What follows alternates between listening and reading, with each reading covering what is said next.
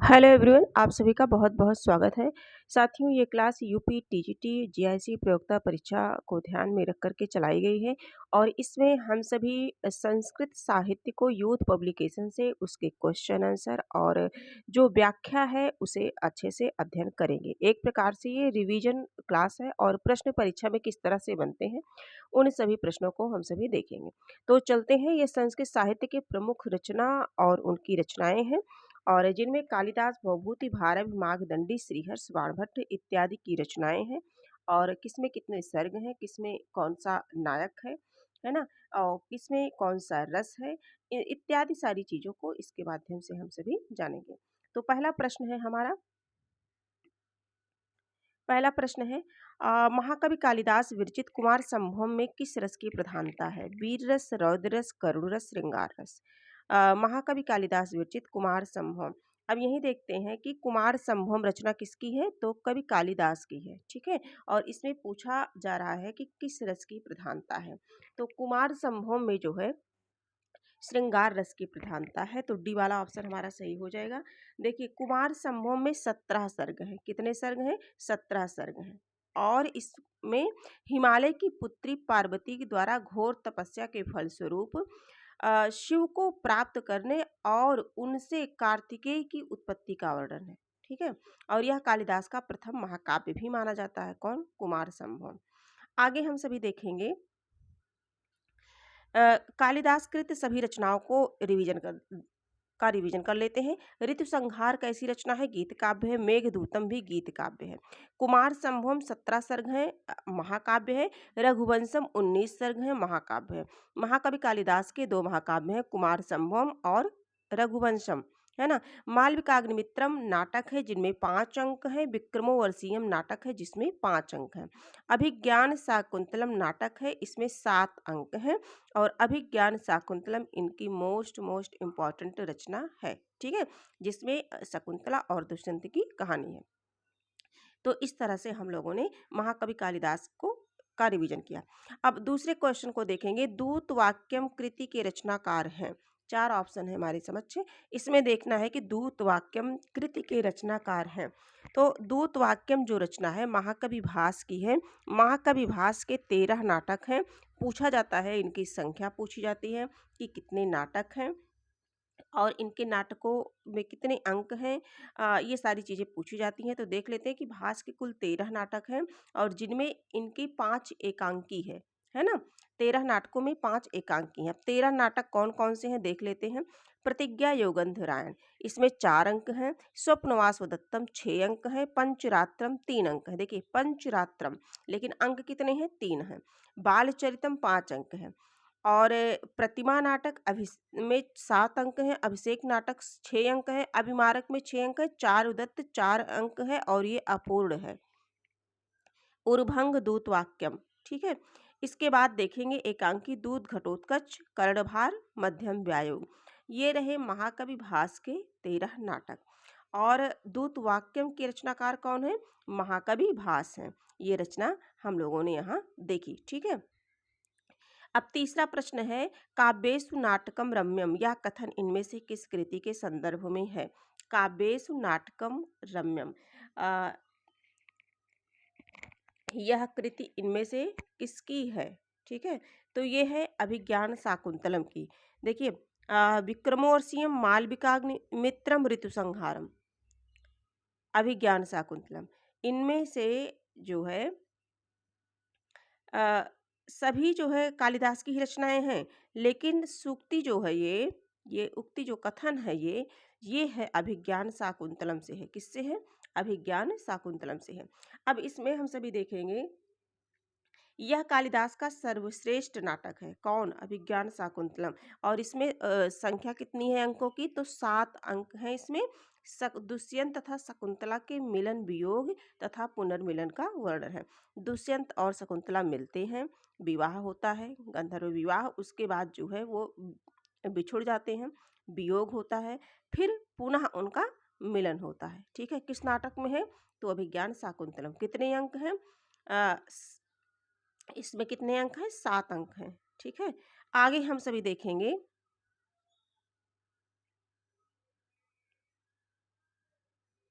हाँ। इनकी 7 रचनाएँ हैं। ऋतु संहारम 6 वर्ग हैं, यानी कि 6 ऋतुओं का वर्णन इसमें किया गया है और ये गीति काव्य है। मेघदूतम गीति काव्य है। कुमार संभवम 17 सर्ग हैं, महाकाव्य है। श्रृंगार रस प्रधान है कुमार संभवम। रघुवंशम 19 सर्ग हैं, महाकाव्य है। मालविकाग्निमित्रम 5 अंक है, नाटक है। विक्रमोर्वशीयम 5 अंक है, नाटक है। अभिज्ञान शाकुंतलम मोस्ट इम्पॉर्टेंट नाटक है इनका और इसमें 7 अंक है। इतनी चीज़ें हो गई। अब आगे हम सभी देखेंगे संस्कृत के किस कवि ने अपने लिए पद वाक्य प्रमाणक विशेषण का प्रयोग किया है। प्रश्न है 4। तो इसका करेक्ट आंसर हो जाएगा भवभूति। क्या हो जाएगा? भवभूति। प्रश्न बन सकता है, आया हुआ प्रश्न है ये। भवभूति ने पद वाक्य प्रमाणज्ञ विशेषण का प्रयोग अपने लिए किया है। देखिए, संस्कृत साहित्य के प्रसिद्ध नाटककार भवभूति ने एको रसः करुणा एव, यानी कि एक रस केवल मात्र है और वह कौन सा रस है? करुण रस है। पढ़ा होगा आप लोगों ने, है ना? करुण रस है। करुण रस को माना है और इनके 3 रूपक हैं, मालती माधव, महावीर चरित और उत्तम रामचरितम। भवभूति की 3 रचनाएं हैं, मालती माधव, महावीर चरितम और उत्तर रामचरितम। ये सारी रचना किसकी है? भवभूति की है। ठीक है। अगला है ना धर्म वृद्धेषु वयः समीक्षते, यह उक्ति किस कवि की है? ना धर्म वृद्धेषु वयः समीक्षते किससे अवतरित है ना? तो कालिदास कुमार संभवम जो रचना है उससे अवतरित है। किरातार्जुनीयम ये जो ना धर्म वृद्धेषु है, यह सूक्ति कालिदास के, महाकवि कालिदास के कुमार संभवम से अवतरित है और इसका अर्थ क्या है? कम उम्र वाले व्यक्ति भी तप या आचरण के कारण आदरणीय होते हैं।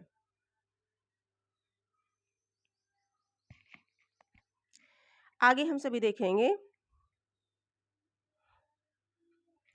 कम उम्र वाले व्यक्ति भी तप आचरण के कारण आदरणीय होते। कालिदास 3री-4थी शताब्दी में गुप्त साम्राज्य के संस्कृत भाषा के महान कवि और नाटककार थे।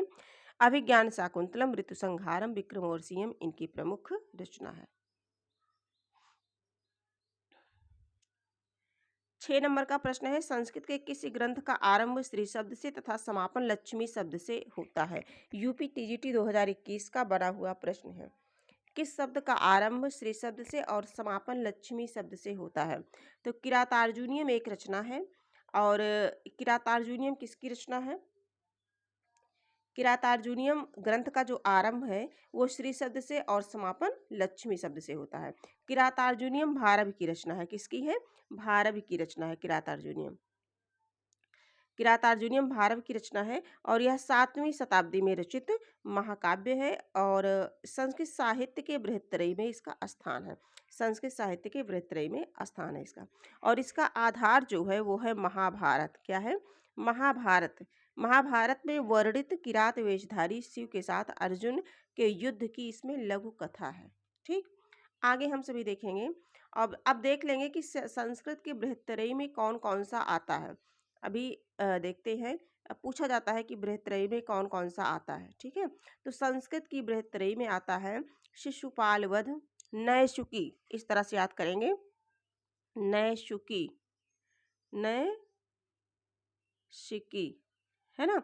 यानी कि नैषधीय चरितम श्रीहर्ष की रचना है, किरातार्जुनीयम भारव की रचना है और शीशे शिशुपाल वधम महाकवि माघ की रचना है। आगे हम सभी देखेंगे पार्श्वनाथ चरित के लेखक हैं। 7 नंबर का प्रश्न है, पार्श्वनाथ चरित के लेखक हैं। तो पार्श्वनाथ चरित के लेखक हैं वादिराज। कौन है? वादिराज है, यानी कि डी वाला आंसर हमारा सही हो जाएगा। इस ग्रंथ का रचनाकाल शक संवत 647 यानी कि 1025 ईस्वी रहा है, ऐसा माना जाता है। इस ग्रंथ में पार्श्वनाथ के जीवन चरित्र का वर्णन है। ठीक है, इसका मूल स्रोत जो है वो गुणभद्राचार्यकृत उत्तर पुराण से है और इसमें कौन सा रस है? शांत रस है। रस कौन सा है? तो शांत रस है। हम किसकी चर्चा कर रहे हैं? पार्श्वनाथ चरित की चर्चा कर रहे हैं। इसके लेखक कौन है? वादिराज हैं। आगे हम सभी देखेंगे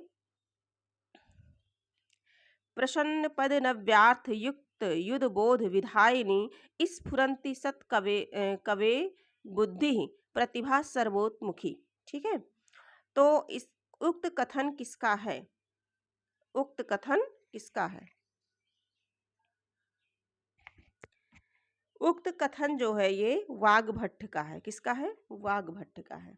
ठीक है। और वाग्भट्ट ने नवीनता और उसकी ललित पदों में अभिव्यक्ति दोनों सर्वोत्मुखी कहा है।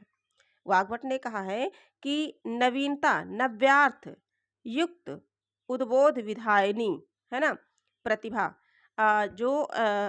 वाग्भट है, वाग्भट ने नवीनता और उसकी ललित पदों में अभिव्यक्ति दोनों को क्या माना है? सर्वोत्मुखी, है ना, दोनों को सर्वोत्मुखी कहा है। इस प्रकार पूर्ण युक्तियों का उद्बोधन करने वाली, सभी दिशाओं में फैलने वाली चमत्कार पूर्ण बुद्धि को प्रतिभा कहते हैं। स्फुरंती, फैलने वाली, है ना, सभी सत्कवेर बुद्धि, यानी कि सब प्रकार की सभी दिशाओं में फैलने वाली चमत्कार पूर्ण बुद्धि को प्रतिभा कहते हैं। तो ये कथन किसका है? देखिए, स्फुरंती सत्कवेर बुद्धि प्रतिभा सर्वोत्मुखी, ये आ जाएगा तो किसका रहेगा? वाग्भट्ट का रहेगा, है ना। आगे हम सभी देखेंगे, प्रतिभा अथवा शक्ति को सर्वाधिक महत्व दिया गया है। इसके संदर्भ में आचार्यों का मत है कि प्रज्ञा नव नवोन्मेषालिनी प्रतिभा मता। ये किसने कहा है? भट्टतौत ने। कहने का मतलब है अर्थ या नव्य विषय को नए नए रूप में प्रकट करने वाली प्रज्ञा प्रतिभा कहलाती है। आगे हम सभी देखेंगे जो अगला है, प्रतिभा अपूर्व अपूर्व वस्तु निर्माण क्षमा प्रज्ञा। ये किसने कहा है? अभिनव गुप्त ने कहा है। और वस्तु के निर्माण में सक्षम प्रज्ञा क्या है? प्रतिभा है। अगला है, कुंतक ने कहा है, प्राकट्य प्राकटना गठन गठन संस्कार परिपाक प्रौढ़ प्रतिभा काचिदेव कवि शक्ति। कुंतक ने कहा है, इसका अर्थ होगा पूर्व एवं वर्तमान जन्म के संस्कारों से मिली कवित्व शक्ति क्या कहलाती है? प्रतिभा कहलाती है। ऐसा किसने कहा है? कुंतक ने कहा है। ठीक है। आगे है, एक मम्मट का है जो बहुत ही इंपॉर्टेंट है, शक्ति कवित्व बीज रूपः संस्कारः विशेषः। शक्ति ही कवित्व बीज रूपः संस्कारः विशेषः, किसने कहा है? मम्मट ने कहा है। तो ये कुछ आचार्यों के कथन है शक्ति प्रतिभा के प्रति, तो इन्हें थोड़ा ध्यान रखिएगा आप सभी। आगे हम सभी देखेंगे जो हमारा अगला प्रश्न है, प्रसन्न राघव किसकी रचना है? प्रसन्न राघव किसकी रचना है? चार ऑप्शन है हमारे सामने। प्रसन्न राघव किसकी रचना है? तो जयदेव की रचना है। किसकी है?